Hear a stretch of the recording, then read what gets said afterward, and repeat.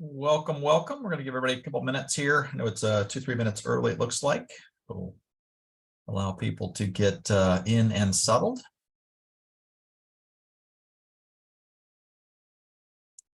Many of you have attended this before. Know I always get a little concerned about people being able to hear me and see the screen. And so if you don't mind, if you can raise your hand for you early attendees, raise your virtual hand. There we go. Very good. Thanks so much. I appreciate that.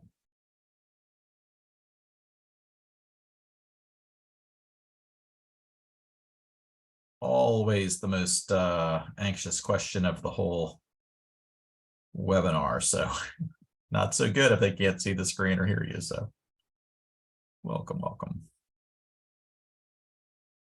We get about 230, 250 or so today signed up. So we're going to give people a couple minutes to get in, and there will be a couple polls. So this will be dangerously interactive, as a mortality presentation tends to be. So you can have that be forewarned. So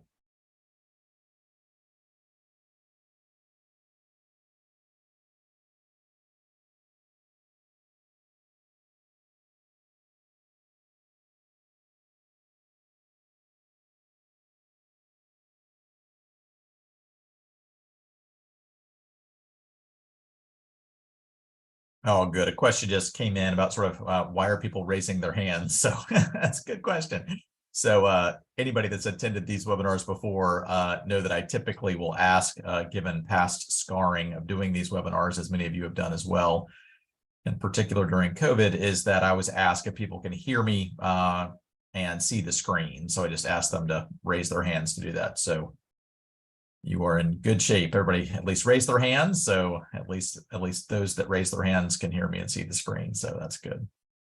Well, I'm going to go ahead and get started.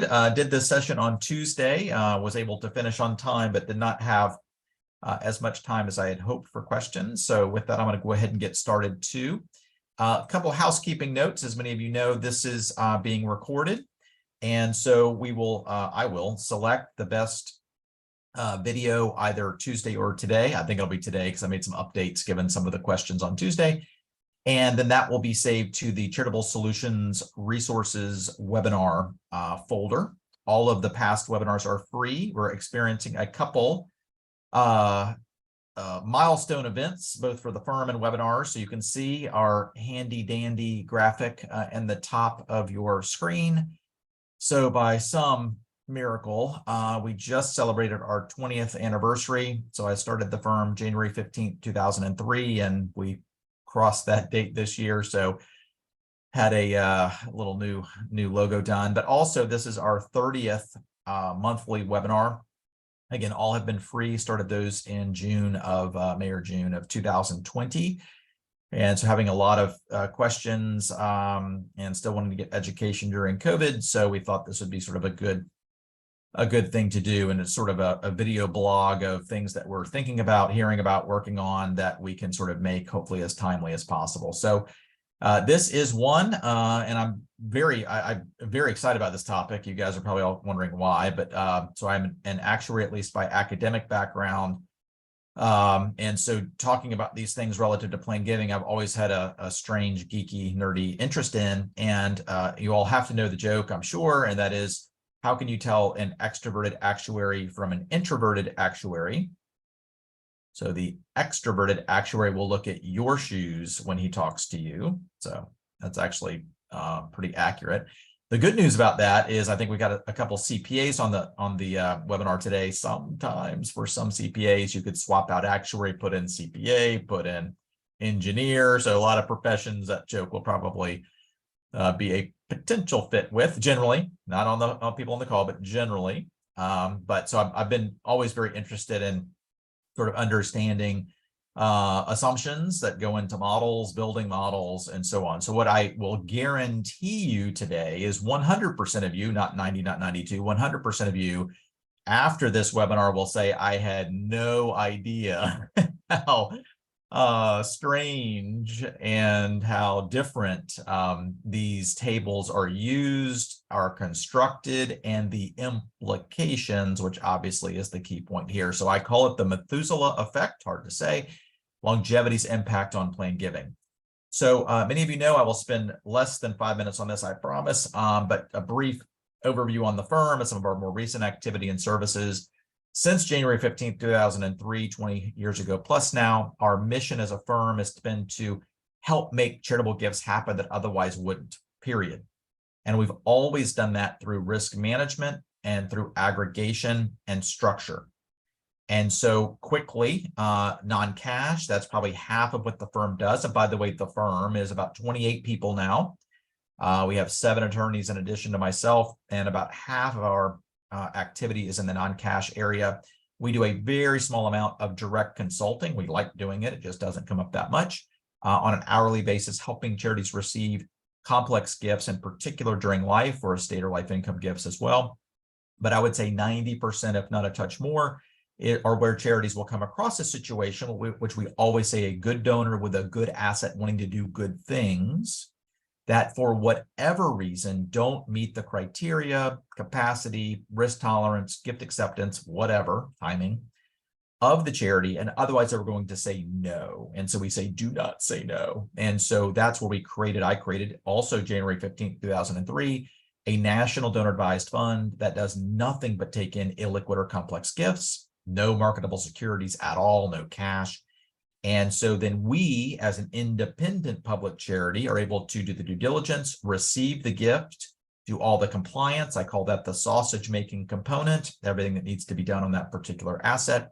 And then once sold, we never manage anything once liquid. So then that's going out to the charity or charities the donor was trying to give it to in the first place, subject to donor advised fund recommendation policies and best practices, of course. So very quickly now, we've done over $3 billion in these gifts. That's not discussed, that's completed. $2.5 billion of those contributions have been in the last 36 months. So in the last 36 months, we're doing about 1 per day. And you can see here they average about $4.4 million per donation. So it's about $4.4 million per day, roughly. We get about 8 to 10 referrals from charities. We're always working behind them. And so then they would refer those cases over. And of the 8 to 10, 1 works out, tends to be large, is fine. So we have an average fee has been about 1.4%.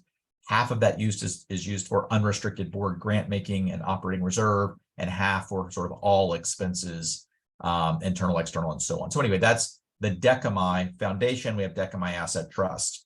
We also do exactly the same thing. Again, this is all about aggregation in the gift annuity space. So we're talking about a lot about gift annuities and the mortality tables that are appropriate to that vehicle. So I created the National Gift Annuity Foundation, again, just an aggregator through an independent risk managed structure, where then we are on the chain of title, if you will, or for a gift annuity, for the gift annuity asset and the liability. So it's our contractual liability, do all the administration, same thing. Those are for liquid gifts or complex asset gifts. But the same thing is when the final annuitant passes away, we then make a grant of 100% of that residuum to the charity or charities that the donor was trying to make the gift annuity contribution to. So again, risk management, aggregation, structure. We are again in all 50 states. We are now doing QCD for IRA. Gift annuities have just over now 700 contracts. I need to update this. So 700 gift annuity contracts referred by about 300 different charities. And it's close to about 60 million now in assets. So those are the primary things we do. Charitable gift annuity risk management, actuarial assessments, pools, a lot of actuarial models, which we'll be talking about here too. Very large risks. We look at potential reinsurance, partial, full, other ways of mitigating the risk. If so, sort of the brokerage and design there. Charitable appraisals, our sort of tagline is, if you can give it to charity, we can appraise it. So we have now 5 appraisers on staff. As an example, I do all the cryptocurrency appraisals, all of the life insurance appraisals, but we're doing a lot in the business front, art front, gold, precious metals, et cetera. So anything that can be donated. We're doing qualified appraisals, completing Form 8283, whether those are outright gifts or life income gifts. Emergency Assistance Foundation. So I set this charity up 10 years ago. It's grown very, very quickly. We do personal hardship and disaster relief grants where we actually create individual funds, risk management, aggregation, structure, all the same, where we have one public charity, but we now have 350 corporate funds underneath that. Those little component funds. And then they're able to have donations going to their fund as a public charity, fully deductible. And because then we are an independent arm's length charity, not legally controlled by the company, then the grants going to the individuals who have been impacted are tax-free, at least domestically, but we make global grants as well. So you can see there we have about 12 million employees now that we cover. We have about 180 staff on that side of the shop, about $300 million in grants for primarily COVID. But also any kind of disaster or personal hardship. So sort of do that piece too. And what we're doing today is sort of the professional CE, do maybe 60 to 80 of those talks a year. I'm not the only one on the team that does those, but I do most of those. And then board staff, nonprofit donor speeches. So a lot for community foundations or state planning councils, things like that. So anyway, that's it. Hope that's not too much, and we'll sort of jump right in. So the agenda, again, this sounds geeky, sounds like this is kind of weird. I know your eyes will be very open to how these types of mortality tables try to estimate longevity. And there is a gigantic range of what you would deem to be compliant or realistic. Gigantic. So I'll go through a couple examples there. So I'll briefly go through what longevity risk is. The plan giving mortality tables that are used. You might say it's just one, right? It is not just one, so there are a lot of them. Some past mortality studies that then actually build life expectancy tables. So to be clear, I'm going to be as simple as I can going through this, but a mortality table is based on a particular population, can be constructed in various ways, that is calculating the probability of death in a particular year. And so for this year, my probability of death is X. For next year, it's X plus something, and so on. So that's a mortality table. A life expectancy table is an inverse of that. It's the probability of life each year. And then you have basically a midpoint of that, and that's called life expectancy. So the point is we'll be able to go through this, and you'll be able to, I think, see that very clearly. But that's what these mortality studies were done around, obviously, gift annuities and CRTs. What are the implications of these from the donor's perspective, from a tax perspective, and from the charity's perspective? And it is material, we will just say. And then what is some of the exhaustion frequency severity, given what some of the variation is in the only sort of, if you're only focusing on the mortality assumption or the life expectancy assumption. So the most important part of this whole webinar is don't sue us. These are free. So anything I say, again, this will be recorded. We don't send slides out, but we'll send the recording out. I'll also send at least one of the mortality studies out early next week as well.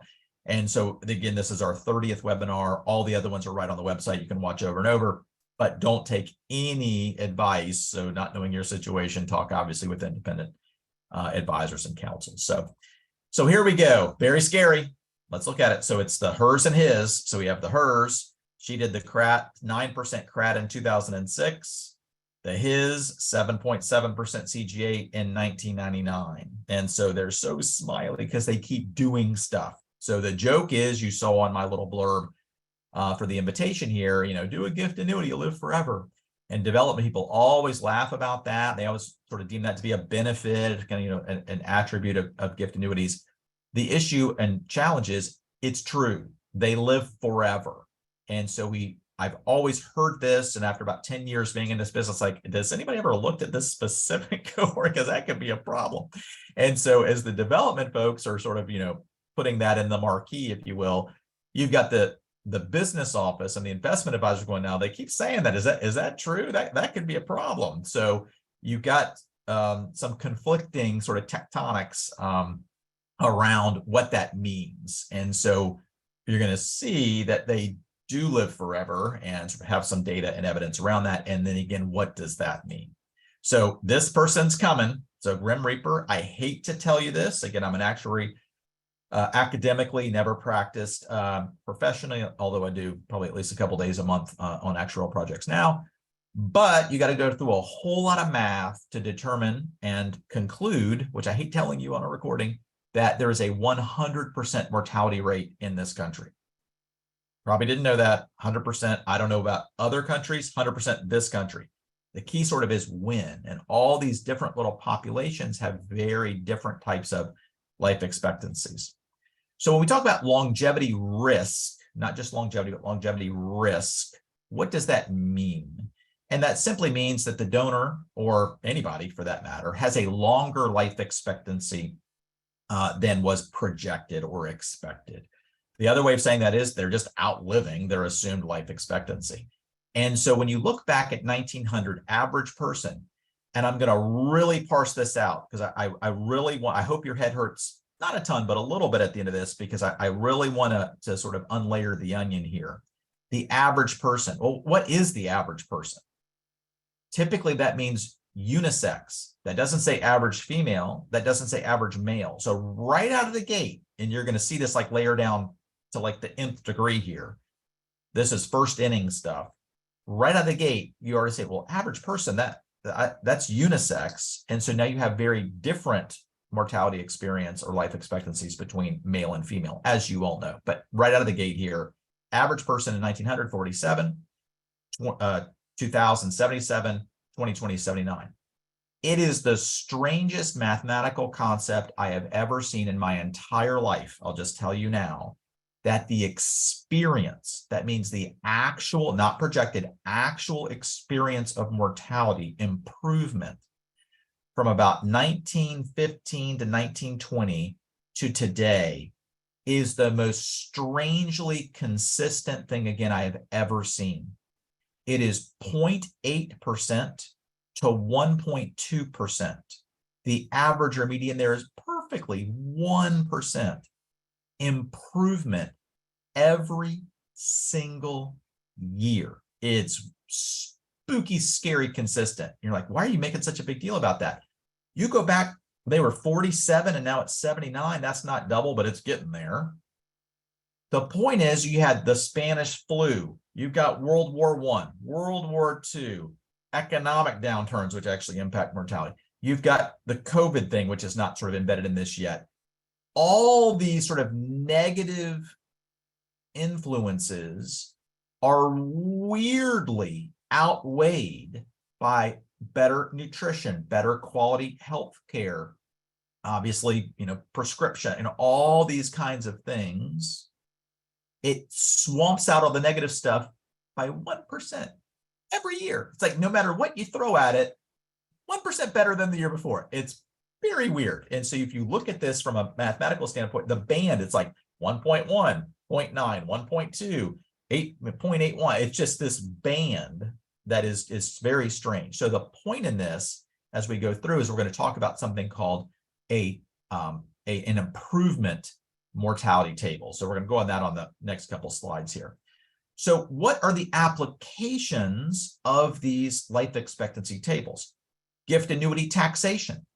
So if you've ever run a gift annuity illustration, you know that if you fund that with any kind of basis property and you have, or let's say a long-term gain asset that you're using to fund a gift annuity, there's this little line that says, hey, after 14.2 years, that's when you're going to reach your projected life expectancy. And therefore, that's when all of the gift annuity payments become ordinary income. And I, like you, might have said, I don't know, that kind of makes sense. That's just sort of embedded in the software. I type the stuff in, I hit, submit, and it, bing, there's my illustration on Crescendo or whatever you use. What I want to, again, deconstruct is where that's coming from. So you're going to see that on the next slide too.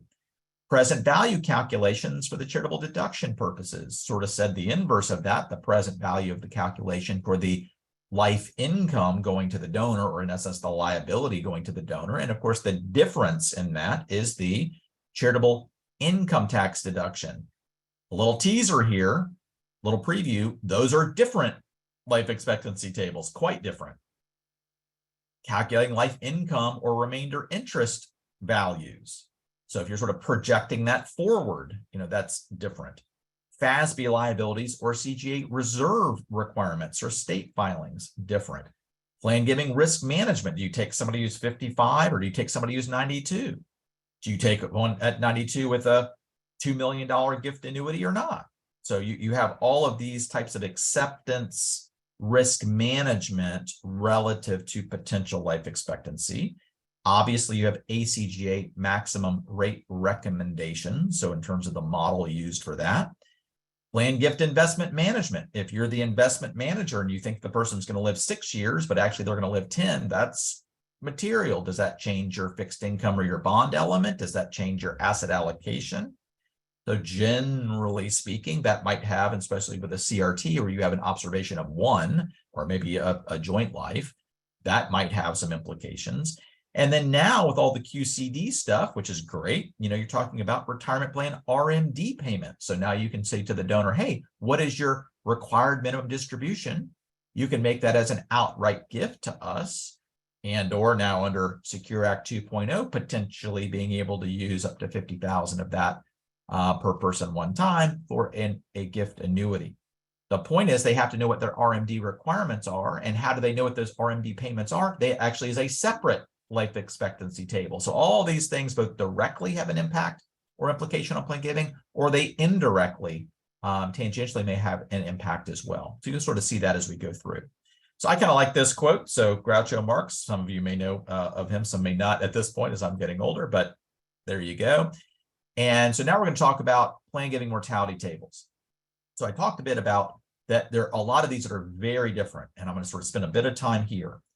So this will all get weird. If at the end of the next 3 or 4 minutes, like, no, I didn't think that was weird at all, you're not paying attention. So the first table, listen to this table. It's the 2000 census table. What is census? Census is all of us. All of us. Whole population. When was that census taken? 2000.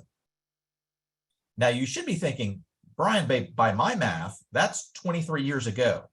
Right. And I heard you just say that we have roughly a 1% mortality improvement every single year. So is this an improving table, like kind of keeping up with that improvement? No, it's a static table. Static.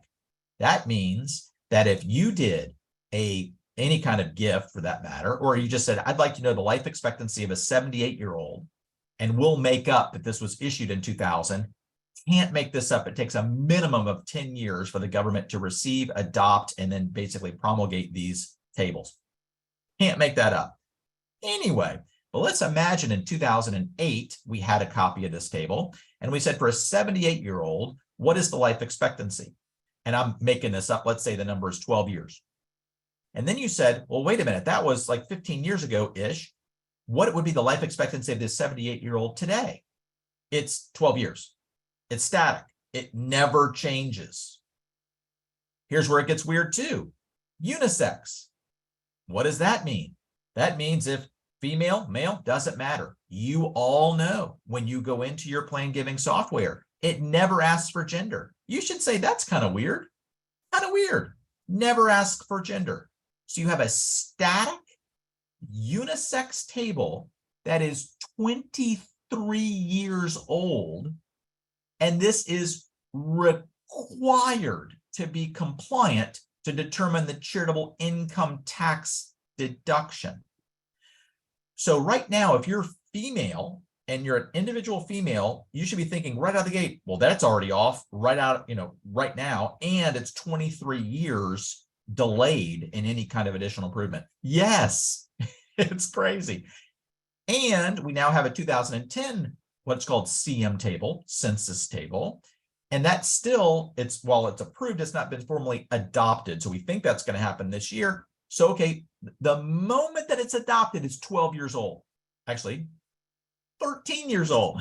Still thinking I'm in 2022. 13 years old. It's crazy. And what is the census? Every table, you really have to understand What is the construction of the table? I said it's all of us. What does that mean, all of us? Young people, old people, rich people, poor people, healthy people, unhealthy people. It's all of us. Do you think that represents somebody doing a $500,000 CRT? Nope. But this is required to calculate the tax deduction. And some, I'd even suggest many, still use this if their auditors allow them to calculate their FASB liability under split interest gift accounting. And a lot of the big four accounting firms are no longer doing this. I'll talk about the updated table, the next one, saying, yeeks, don't use that. Do you think that this table has a shorter life expectancy than probably is accurate, especially for a female, or longer? It's shorter. What does it mean if it's shorter? That means their life income that they're expected to receive is over a shorter period of time, which then means they get a much larger deduction than otherwise would be appropriate. So we're already starting to see pretty major implications. What's the next table? This is called the IAR 2012 table, also known as the IAM table, Individual Annuity Mortality or Individual Annuity Reserve table. When was it created? 2012. What is the construction of the table? This is not federal census data. This is commercial life insurance company commercial annuity data. Totally different. People who buy annuities. Now you might think, oh, that's going to be much closer to a logical population of those that do gift annuities or remainder trusts. Let's figure out a little bit more. They are people who purchase life annuities only based on how long they live. Okay, that's similar.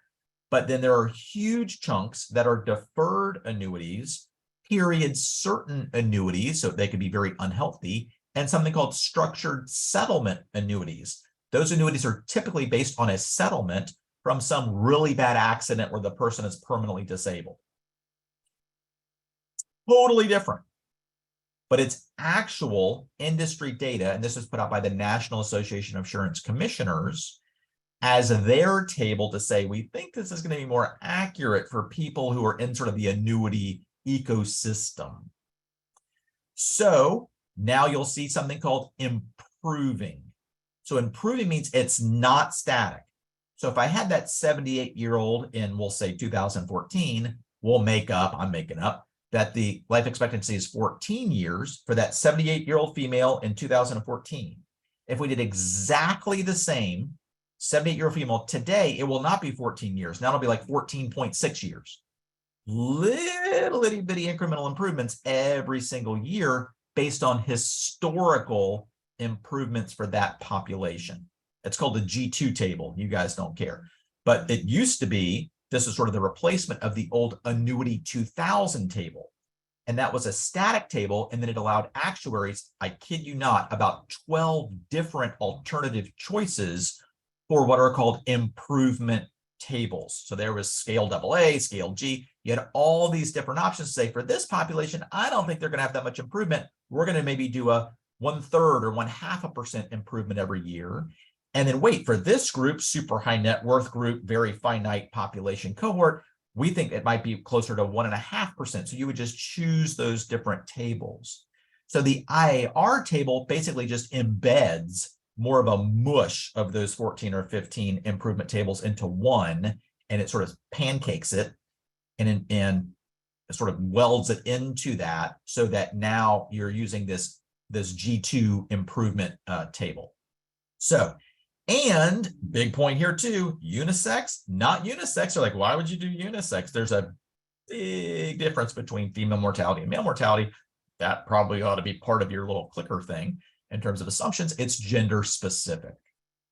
So then when you go here, you have a much longer life expectancy than under the census table. So then this was like maybe 8 or 9 years ago when they went to the Annuity 2000 table, but in particular this table, also about 8 or 9 years ago, that many of the big four would come into charity saying, yeah, we don't like you using this table anymore for FASB liabilities. Let's just use this table, keeping all the discount rates the same, all the investment expectations the same. And I had charities calling me nonstop going, oh my God, our liabilities just went up 15 to 20%. We've got a huge issue. only by changing the mortality assumption. It gets better or worse. I don't know how you would define that, but also used for ACGA rates. So ACGA just did a study about 50,000 annuitants. We had done a study for them with about 25,000 annuitants. So it sort of gets larger and larger over time. And they would say, you know, the problem with the gift annuity is we don't have that based on female versus male rates. Those are unisex rates.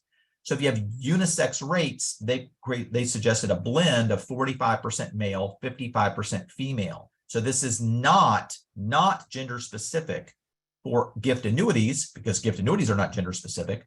So then in that way, they're having to determine, well, what's the best unisex mortality rate to use? And so then since there's slightly more, it's closer to roughly 60%, but real close. For females doing gift annuities and males, then this became sort of the blend of this table. So if you're going, I wonder where the mortality assumption is coming from for ACGA rates, this is the table. Commercial assurance annuities, not only those that bought life income, but all these other ones too, that they may not be as healthy, blobbed together, and then overlaying that on 50,000 actual gift annuitants to say how close is what's called the fit, how fitted is that? And then how do we create this blend or this balance, understanding that they are unisex rates in essence. This also presumes, big point here, that charities have the law of large numbers. Not one charity in the country has the law of large numbers. The average gift annuity pool has about 25 gift annuities. You are so far from the law of large. I'm laughing. I'm like literally laughing. You're nowhere close to that. So you're going to have huge variation or variance in terms of how that will play out.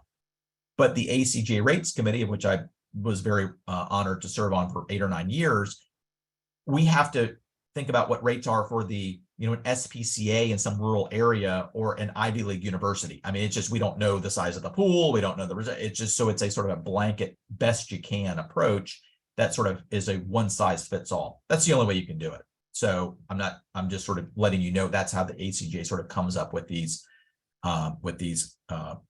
tables. And then that creates the rate construction, of course. Then you're going to laugh about this. Can't make this up. The expected return multiple table. This is a 1983. You thought 2000 was a long time ago. 1983, never been updated. Part of the law that in essence, it can't be updated. Legally, it could be if you sort of obviously amended the law. Static unisex. So right there, you're going, so it's never been improved and it's unisex. And this is the table used for the gift annuity return multiple. So this is how long do they live before it all becomes ordinary income. Totally different than how the ACGA itself rate is constructed, and totally different in terms of how the deduction is calculated. Let's just throw this one in the mix. So that's where that one comes from. Can't make it up. Also, the CGP has valuation standards or guidelines, and that this is the table that they have at least as the sort of a proxy table, because it's very simple, that charities can use for whether that's campaign counting standards or trying to calculate what their life expectancy sort of funnel is or pipeline is. And they also have a very good, it's the easiest table for everybody to sort of understand. It doesn't move every year, so it sort of makes sense. But then they also have a very good disclaimer saying, hey, but if your population is sort of different, you might want to use a different table, but this is sort of the most simple back of the envelope way to do it. Some might say, oh, no, they should be using something else. Like, look, these are expectancies. 90% of them are revocable. It's going to be crazy mushy anyway. You don't need to go through calculus 3 to figure out, some kind of crazy model that seems very precise that won't be anyway. So I think that's probably a good table to use for that, but just let you know, that's the table that's sort of in the CGP valuation guidelines.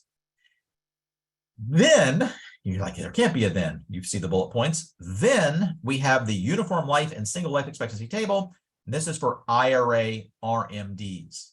So that gets back to up here, the retirement plan RMD payments. Now you're down here and you're able to see the issue of what their RMD amount is, and then they have to figure out their life expectancy first to use that as the divisor to figure out how much they actually have to take as an RMD, which then could be used for a QCD outright or a QCD for a gift annuity. So remember all this, kind of crazy. So this one I thought was kind of funny, sad but funny too. So this is Miss Alabama at the Miss USA contest a while back. Question: if you could live forever, would you and why? So her answer was, I would not live forever because we should not live forever, because if we were supposed to live forever, then we would live forever, but we cannot live forever, which is why I would never want to live forever. Not probably a good answer, but I'll bet a lot of money, we've got a couple hundred people on the call here today, that if I actually went out and I put you on a stage in a bikini with a microphone and threw this at you, would you do better? Maybe not. So got to give her a little berth here. So this is something I think is very helpful, both for you personally and for potentially larger donors to go through, because a lot of donors are interested in this for their sort of personal use too. So a Wharton professor, actually a group of Wharton professors, but one in particular is the lead researcher, took data from 400,000 NIH, National Institute of Health, data files, and basically constructed and did regression models, not to go into that too much, but it's like, what are the specific attributes that really do materially change life expectancy? And some of these are weird. And so I'd really encourage you, half of you are probably on your phones anyway, jump online, do this, go to, and if you don't have to type all this stuff in, just type in blueprint income, and then how long will I live? So let's maybe all do that. I think I had a poll on Tuesday. I think I still may be able to use that. Oop, I did not do that. But we can maybe put it in the Q&A here or in the chat. But I'd encourage you to go there, and I'll let you know what the answers were for Tuesdays. We had about 400 or so on Tuesdays. It should be pretty statistically significant. But go here, and what I'm going to do is I'm going to stop sharing, and I'm going to show you what it looks like, and I'm going to do mine with you, which may be weird, but I'll do it anyway because I don't care. And so I hope maybe if you can raise your hand a second too, that you can see this slide. So maybe just raise your hand or see this, how long will I live here? Excellent. Thank you, thank you, thank you. So some people are still paying attention. So how long will I live? So that, again, this is a Wharton piece, and it's quite accurate for a particular group. So personal info. So I'm just going to do mine now. Hope you're doing yours too. I am male, white, age is 52. Clunk, clunk, clunk. Not 53 yet. 52. I am pure muscle of 160. Ta-da. That's actually real. That's not puffed. I am a monstrous 5'8". That's me. So start thinking about this. Age, obviously, you know that has an impact. They have gender, right? Race is material relative to life expectancy, clearly weight, height. And now we're in life events education. This is like 10 questions is all. It's very accurate. So education, college graduate, marital status, married. Again, all these are material factors, variables. Are you retired? Nope, currently working right now, literally. Annual income over 80. Fitness. So fitness, I am a tennis pickleball freak, and so I do that a lot, probably too much. General health, I'm claiming is excellent, so I think pretty good health. No diabetes. Alcohol, I come from a long line of alcoholics, so I do not drink at all. So 0, did not want to dip my toe in that well. Or pond smoking, never smoked, dun, dun, dun. So this shows the summary. And so now when I calculate my life expectancy, that's it. Again, I hope you're all doing this. It calculates my life expectancy. And I'd love for you to think about, before you do this, if you haven't done already, about what you think yours is. So kind of go through yours, but think about what yours is before you hit calculate. So I want to really tease out a couple points here. 196. I would have guessed 90, 91 on a good day. 96. Also, huge point. Huge point. When people hear life expectancy, they hear a finite fixed point in time. 96. Okay, I think I'm going to do everything to 96. There is a monster range. Monster range. What does that mean? You can see it right here. There's in essence, I'll say it backwards. There's a 25% chance I don't make it to 87. 25% chance I don't make it there. If I make it there, it's 50-50 that then I'm making it to 96. So generally, math isn't exactly right, but for our purposes, half the people will die before life expectancy, half will die after life expectancy. Very important point.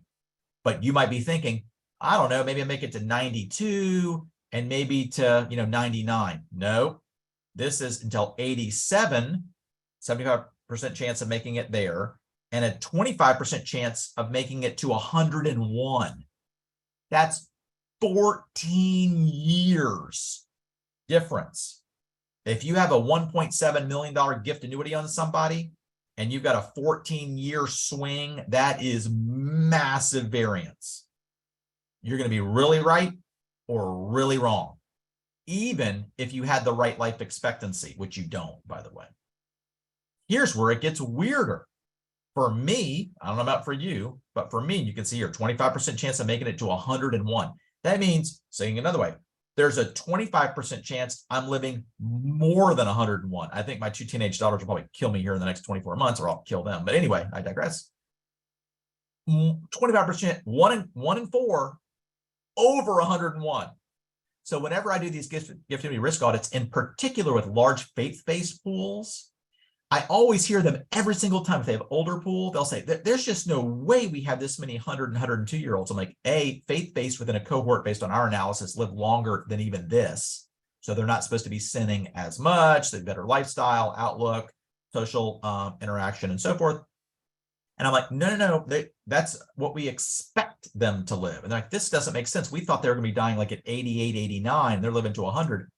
Look at this chart. So whatever you guys put in there are representations. And super quick, at least the data from Tuesday, there were about 8% of all the people on the call on this webinar. Again, I had a couple, 380, 400 or so. About 8% were going to pass away before 85. And then you had 85. I had 85 to 90 was like 30%. 90 to 95 was like another 30%. And then 95 to 100 was like 25%. So that's basically, in essence, almost all of that group, or by far the majority, would be living longer than age 90. And those were the people on the call. So us, obviously. Here's where it gets weird. So you go down, blah, blah, blah. Oh, your exercise, that's good. But look at the exercise. It basically said that if I exercise less, I'd have the same life expectancy, exactly 95.6 years. Cutting back to 3 to 4 times per week versus like 6 times a week won't matter. Like, oh, that's interesting. Well, what would matter? Smoking, obviously bad. Don't smoke. You're smoking now, stop smoking. Attitude is a big deal. Drinking. I'm supposed to be drinking. This is kind of comical. Since you don't drink, your life expectancy is actually 3 years shorter than those who have approximately 1 drink a day. Now, I'm not doing that given my family history, which is not a pretty sight. But how ironic is this? I actually should stop exercising 2 to 3 days a week and start drinking if I'm trying to optimize. And this gets crazier. This is 96. This is 96. If I started drinking 1 a day, I would increase it by 3 years. That would be my personal life expectancy would be 99. Does this have some implications relative to plan giving? Yes, it does in a big way. So be curious sort of what you guys are finding too. So let me go back, share my screen, jump over. Dun, dun, dun. So I hope this is just interesting for you, but obviously a lot of donors are interested in this as well. And so it might be something to share. So I'm going to go through this. This is the most important part of the presentation is, so what? What are the differences? So in 2005, we as a firm received a research grant from the Society of Actuaries to look at gift annuitants in particular, shared all this back with the ACGA when I was on the rates committee, blah, blah, blah, blah, blah. And so we looked at 22,000 gift annuitants over 10 exposure years from 27 different charities.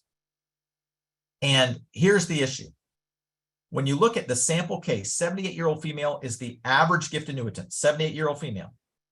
$100,000 gift annuity, 7.2%. That's the current maximum recommended rate. Q is quarterly, paying quarterly at a 5% discount rate, which will be the AFR rate in about 3 days. Everybody with me? I try to make this as peanut butter and jelly as possible. Most common gift annuitant is a female, 78, 100,000. Okay. Let's run it through the various mortality tables to understand the implications. And you're already jumping ahead, I can see.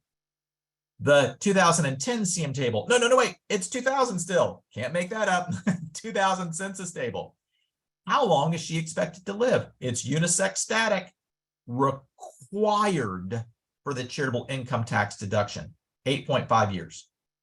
If you right now jumped on any kind of illustration or calculator and you typed in 78-year-old female, her deduction at 7.2% will be roughly $50,000. This, remember, is not her deduction. This is the present value of the life income.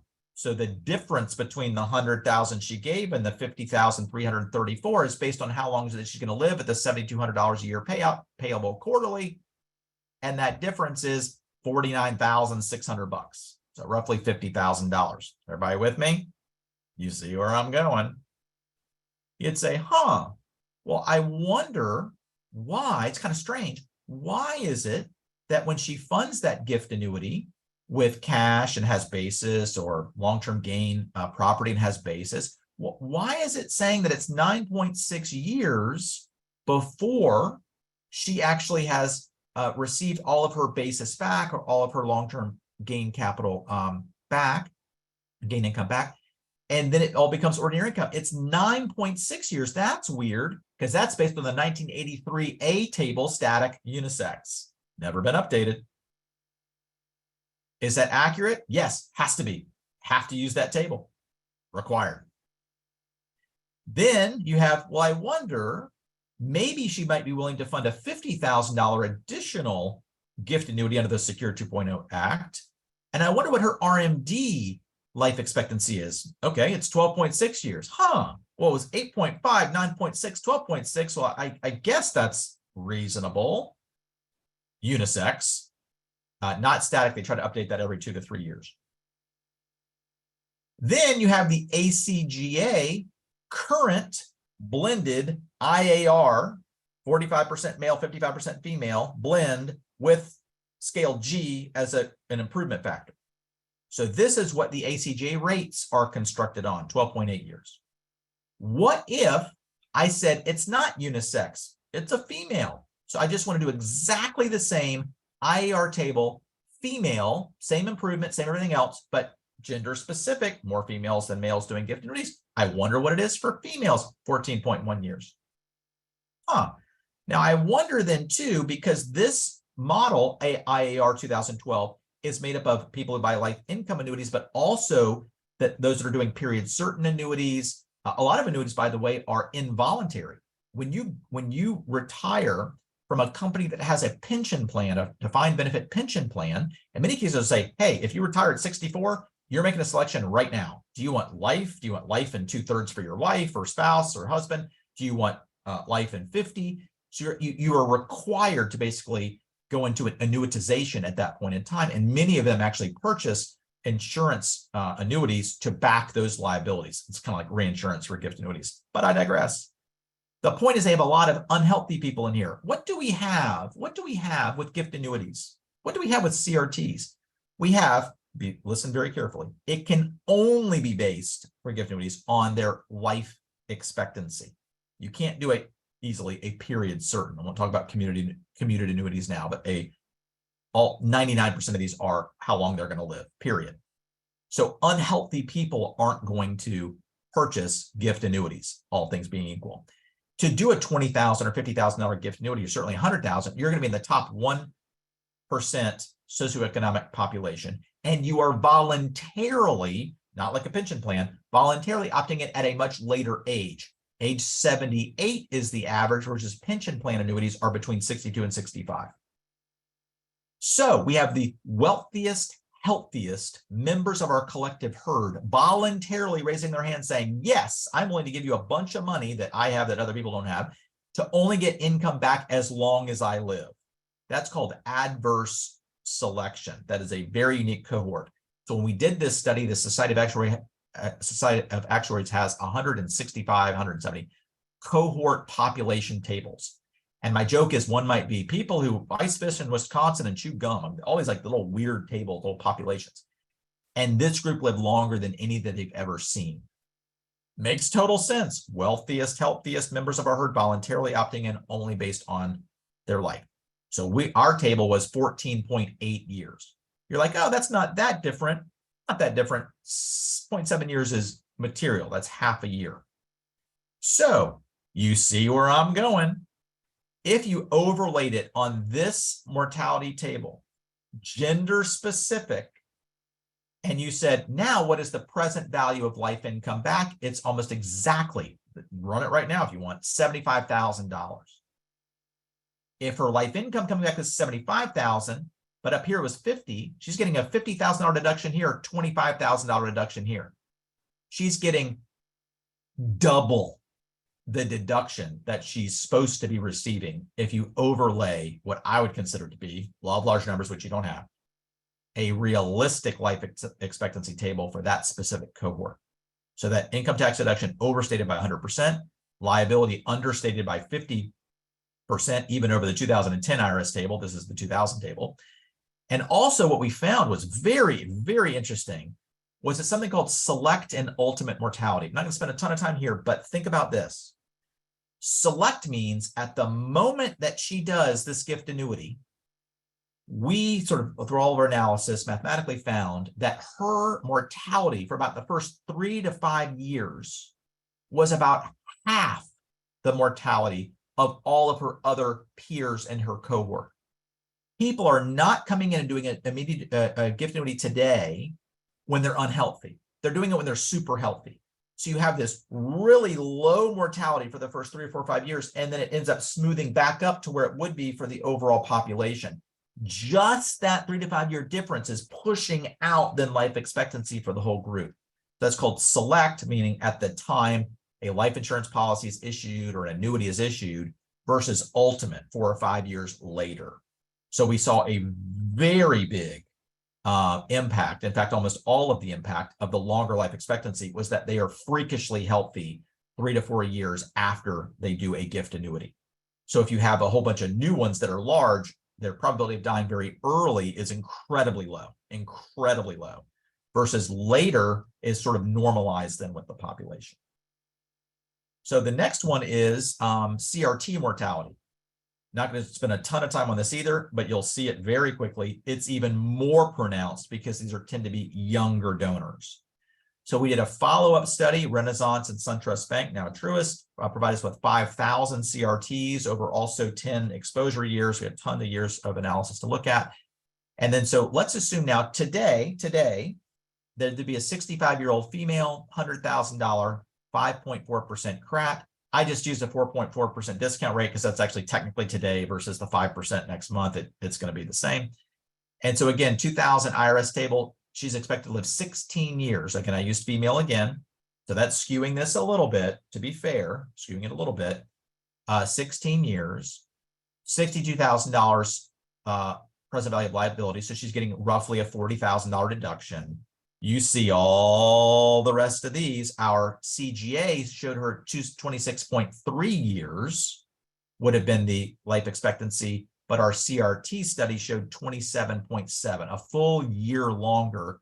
That's completely based on the wealth effect. So people doing charitable remainder trust, I have 100,000 here. Most of these are, let's say, 750,000 to 1.5 million or so. So a much greater wealth effect. They're probably working in coal mines. They've got great access to healthcare and so on. So just that wealth effect added about another year and a half. And it was a younger donor. So you'd have actually more skew on the back end. This is 86,000. So here she'd be getting a $40,000 income tax deduction. It should be closer to 14,000. So income tax deduction overstated by 170%, liability understated by 25 to 30% on the 2010. Again, even the 2010 IRS table, not even the 2000, even more for the 2000 table. So a couple slides here. I want to see if I can get some questions too. You can see I get very fired up about this. I hope you're seeing how many different tables are used, how those tables are constructed, and how off all of them are in varying ways, but also how many are still compliant for, again, FASB purposes, for gift annuity return multiple purposes, for deduction purposes. So what does this mean? Higher proportion of CGAs and CRATs will exhaust than assumed. So back here, if you think that she's going to live 16 years, and you're the investment manager, let's go back to the investment manager, but we're saying maybe it's, I'm just throwing this out, 25 to 27 years. It doesn't have to be this one, 25 to 27, almost 28 years. That is a gigantic difference. And in fact, even on the CRT side, where you have that 5% probability of exhaustion test, that's comical. That's comical. If you're hitting that 5% test, it's probably closer to 20-25%, honestly, probability of exhaustion. Now you're clearing the bar for compliance IRS purposes. For realistic purposes, I mean, you're way, way off. Asset managers are investing shorter time horizon than actual, or again, based on realism. Liabilities understated significantly. Had so many clients call and they say, hey, Brian, we got $10 million in liabilities for our gift annuity pool. We got 12 million in assets. We're starting to get a little bit close. The first question I ask is, what mortality table are you using to determine the present value of liability? And about half the time they say, oh, well, we use the Census table. Half the time they don't know. They say, oh, whatever like the default is on the software, that's the Census table. So if they're using the default, which is compliant at 10 million, I'd say, don't yell at me, but change that default to the IAR 2012 table. That 10 million of assets instantly goes to 13 million of assets. And now they're underwater by 1 million, where they thought they had 2 million of surplus. This happens not daily, weekly. So be careful again about these presumptions and assumptions. Charitable deduction, severely overstated, but that's not going to change, because also these census tables are used for all kinds of other tax and estate planning. And you give a good planner a different table and we can game it the other way. So there's sort of more gaming that would occur actually if you had sort of longer life expectancies for other types of estate vehicles, all things being equal. Reinsurance is underpriced. We actually realized after the fact that our study was funded by an insurance company going, gosh, we're just having really bad experience with all these gift annuitants. We think that they're living longer. And then so we did the study and the insurance company immediately exited the gift annuity reinsurance market. Like, oh my God, okay, that's why. So get us out of that group. We don't want to work with them anymore. Anyway, from a profitability standpoint. But there are about another 20 companies that don't do that. They're like, oh, it's just like everybody else, right? Like, oh, sure. And so you're able to still do reinsurance. Life income interests are understated. So termination of those interests, as an example, for CGAs or CRTs, remainder interest therefore being overstated, thinking they're going to die sooner than they are, and valuation standards generally overstating the present value of gifts, all things being equal.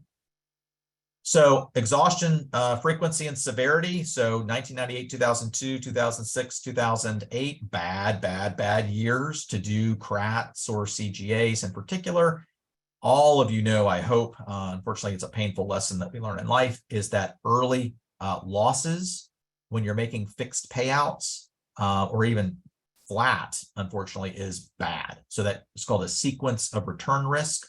So we could have 8% average rates of return meaningless. If you let me actually manipulate that to say sort of down 10, down 10, down 10, up 15 for the next 6 years, we'll come up with 8, but that will exhaust that annuity in a second. So the first 18 months of investment experience is everything for these types of fixed payouts, just like retirement withdrawal distributions as well.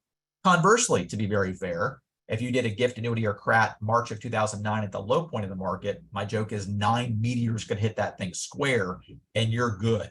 So if you come blasting out of the blocks with really good investment performance in the first 18 to 24 months, they could live until they're 140, you're going to be good. But the only way that you can survive it in terms of not exhausting these, if you have very early negative losses, is a super early death, like super early. So anyway, you can see the models that we used here. 6 to 10%-ish on probability of new CGAs, 5 to 10 is probably a little bit more right. That means, again, if you had 10 $50,000 gift annuities, 9 are going to be fine. Probably even more than that, 9.5 will be fine. The one that does exhaust because of either poor investment early experience or average experience overall and or lived longer than expected. The question then becomes well, how bad is it? And you can see most of our models show it's about 10 to 15%. So we'll say 10% to keep the math simple. That means the one $50,000 one that exhausts, 9 didn't, 9 good ones. One that does will exhaust about $5,000 of the original amount. So it's $50,000, 10% of that's 5. So you have sort of cumulative payments will make up of $2,500 for 2 years. Like, okay. So it's not horrible unless they're big. So if you're taking a big one at the wrong time, bad. Lowest risk, young male with deferred annuity. Highest risk, 90-year-old female. Nothing close. 90-year-old female. And so many charities are like, oh, we think we ought to do a 60-year minimum or 60, 55-year minimum. I'm worried about the risk. There's zero risk on those. So that's all investment risk. You've got 5 or 6 investment cycles. Probably they can live 5 or 10% longer than life expectancy is not a big deal at all. Versus highest risk, 90-year-old female. How many economic cycles do you have? 1. Her life expectancy might be 4 years. What's the probability she could live 8, maybe 25% or so? That's 100% longer life expectancy. Bad. So much so that there are about 1 or 2 insurance companies in the entire country that will write any kind of life income annuity on anybody over 85. Even within their hundreds of thousands of person pools, they cannot hedge off that longevity risk for that age group at any price. So just sort of be careful with the really old ones where most charities like, oh, 90, that's going to be super low risk because they only have like 2 or 3 years we have to manage this. Or like, no, that is not how it works. Anyway, so jumping to questions, I hope sort of the big thing here, the Methuselah effect, how long people are living, all these different tables, implications for all these tables. And for you personally with that life income calculator, I hope it's helpful to sort of see how you can maybe live longer. Or maybe I shouldn't exercise as much and have more drinks. Again, weird. So I'm not doing it, but anyway, but sort of let you know too. So with that, I'm gonna sort of take a look at maybe a question or two and I'll pop this up. So it looks like we use the PG Calc calculator and use the present value bequest tool, which allows us to use male and female. There is a choice of tables.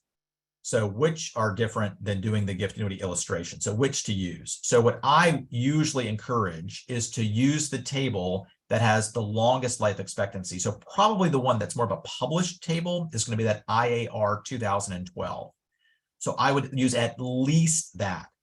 To the point though, I want to be so clear. We'll go back to CGAs.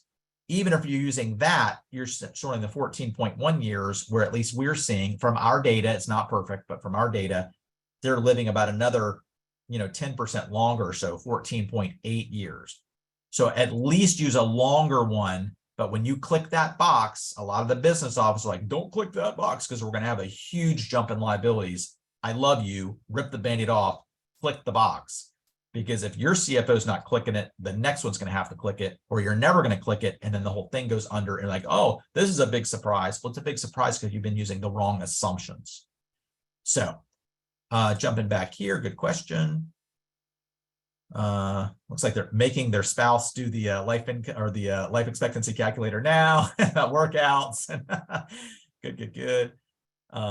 So Bill's got here. So choose between 2000 and 2010 tables. Yes. So the donor can choose between the two, at least right now.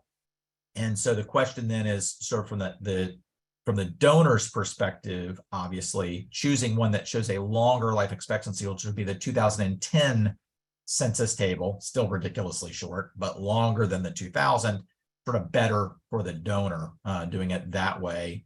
Sort of worse for the charity, obviously, because of that showing more going back to the donor. So can we influence ACGA to increase their life expectancies? I think they are doing an absolutely perfect job within the constraints that they have. Again, I'm on the rates committee. If you're not doing male, female, I don't know if the charity's got $10 million of surplus in their pool or this is their very first annuity. I don't know if they've got 2,000 gift annuities or 2 gift annuities. I don't know anything about it. I don't know if they've got a maximum, which they should, maximum gift annuity they issued, the minimums they issue. It is a thankless, incredibly intensive. Dave Ely is the rates chair. Somebody send him an email to say thank you for all that he does. Frank Minton did it for decades. It's a thankless position because you're having to keep things simple. You're trying to do it where the rates remain attractive to donors, but still additive to charities. That 20% of present value that was added based on some of the work that we had done and others have done back in 2008, I think is very, very important. So it sort of artificially sort of pulls up the lower band to make sure that the charity hopefully is getting something out of that. So they're doing a great job, but I cannot convey how difficult that is to say, we're having to do one set of rates to keep it simple for all the calculations, and we have no clue. I don't know if the charity's investing 100% in Japanese yen. I don't know. So we're just assuming 40% equity, 55% fixed, 5% cash. That's the investment assumption. And that's at 5.25% right now. We're assuming a 1% expense ratio. Nobody has exactly a 1% expense ratio, but that's what we're assuming. Nobody's going to get 4.25% net constant to life expectancy. Nobody, ever, not for 1 year, but that's what we're assuming. You have to come down to what logical assumptions are to build the model. You add some conservatism in there. There's a little bit of conservatism in there, but you can't make it so conservative that then the rates aren't attractive at all. So that there's always that sort of that balance. Well, I'm going to go ahead and the question was, is the B and Glantz, the blueprint one you sent to it? No. So the blueprint one is a separate one done by the Wharton professor. B and Glantz, the one that we had done, I will send you the paper that we did, but there's not sort of a calculator to do that. We basically use that for our own models when we do actuarial risk assessment. So I think I'm about 2 minutes over. I'm so sorry. So I hope that this has been helpful. I would also encourage you here, you can see sort of the last piece, these are all of the webinars that we've done in the past. And then this will be on our website again next week, charitablesolutionsllc.com, resources, webinars. And so they'll be joining the other 30 that we've done. So thank you so much for your time. I hope this has been helpful. Anything we can do in the future, let us know. Thanks so much. Bye-bye.